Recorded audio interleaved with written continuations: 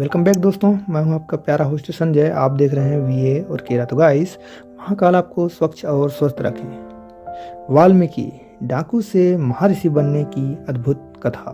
तो गाइस, बिना कोई देरी के जय मां सरस्वती की नाम से कहानी स्टार्ट करते हैं। अंधकार से प्रकाश तक की यात्रा, पाप से पुण्य तक का सफर और एक डाकू से महर्षि बनने की अनसुनी दास्तां। जा रहे हैं सुनने उस महापुरुष की गाथा जिनकी कलम से रामायण जैसी अमर कृति निकली, महर्षि वाल्मीकि की अद्भुत गाथा।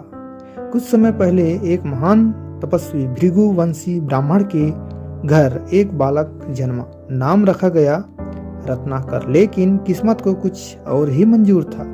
जब वह छोटा था तो एक दिन जंगल में शिकारियों ने उसे पकड़ लिया और उनकी पूरी दुनिया बदल गई। जंगल के उस अंधेरे और डरावने माहौल में उसका पालन पोषण हुआ। शिकारी और डाकुओं के बीच रहते रहते वह भी लूटपाट, हत्या और डकैती करने लगा। धीरे धीरे वह जंगल का सबसे खतरनाक डाकू बन गया, जिसका नाम सुनते ही लोग कांप उठते थे। कौन था वह? उसका नाम था डाकू रत्नाकर। एक दिन जंगल में उसे एक तपस्वी दिखाई दिए। शरीर पर गिरवे वस्त्र, चेहरे पर तेज, आंखों में दिव्यता। यह थे महर्षि नारद। रत्नाकर ने तलवार उठाई और गरजते हुए कहा, कौन है तू जो मेरे जंगल में घुस आया? जान बचानी है तो जो कुछ भी है छोड़कर भाग जा। लेकिन नारद मुनि मुस्कुराए, जैसे उन्हें किसी बात का ही डर ही ना हो। उन्होंने बड़े शांत स्वर में पूछा, रत्नाकर, तू यह सब किसके लिए करता है? रत्नाकर हंसा और बोला, अपने परिवार के लिए, पत्नी, बेटे, माता पिता, सबके लिए। नारद मुनि ने एक गहरी बात कह दी, तेरा परिवार तेरे पाप का भागीदारी बनेगा? बस यही सवाल था जिसने रत्नाकर के मन में भूचाल ला दिया। महर्षि नारद ने कहा, जा अपने परिवार वालों से पूछ कर आ कि वे तेरे पाप में भागीदारी हैं या नहीं।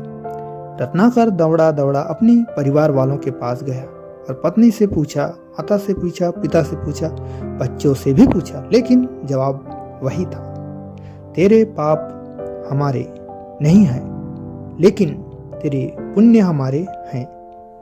बस यह सुनते ही रत्नाकर को एक जोरदार झटका लगा। वह भागता हुआ नारद मुनि के चरणों में गिर पड़ा और बोला, हे महर्षि, अब मैं क्या करूं? नारद मुनि ने उसे एक मंत्र दिया, राम राम राम। लेकिन रत्नाकर इतना पापी था कि वह राम भी नहीं बोल पा रहा था। तब नारद मुनि ने उसे मरा मरा जपने को कहा, जो बार बार बोलने से राम राम बन जाता है। रत्नाकर ने कठिन तपस्या शुरू की। जंगल में बैठकर वह वर्षों तक मरा मरा जपता रहा, यहाँ तक कि उसके शरीर में दीमकों ने अपना घर बना लिया। लेकिन उसकी तपस्या इतनी प्रबल थी कि देवताओं ने दर्शन दिए और आशीर्वाद दिया। रत्नाकर अब डाकू नहीं, महर्षि वाल्मीकि बन गया था। अब वाल्मीकि ऋषि बन चुके थे।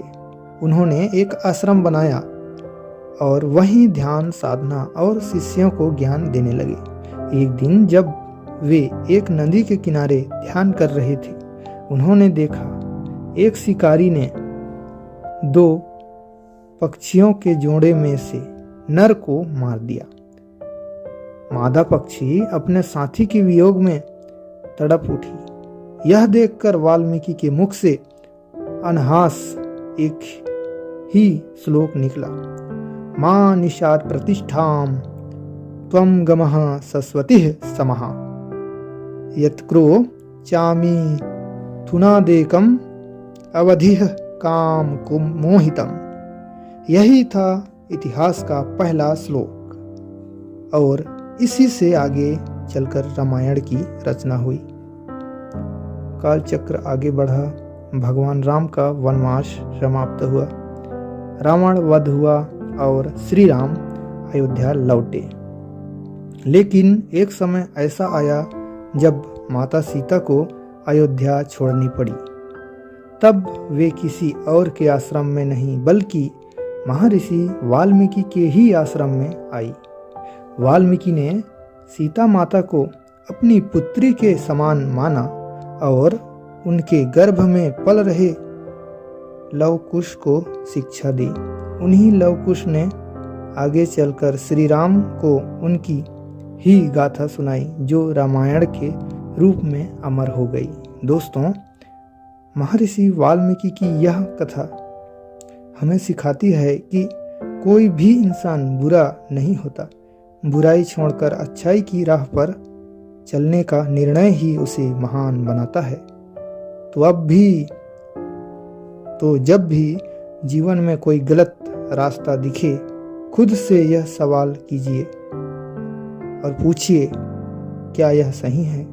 और गलत राह पर हैं तो याद रखिए, कभी भी सही राह पर लौट सकते हैं। जय श्री राम।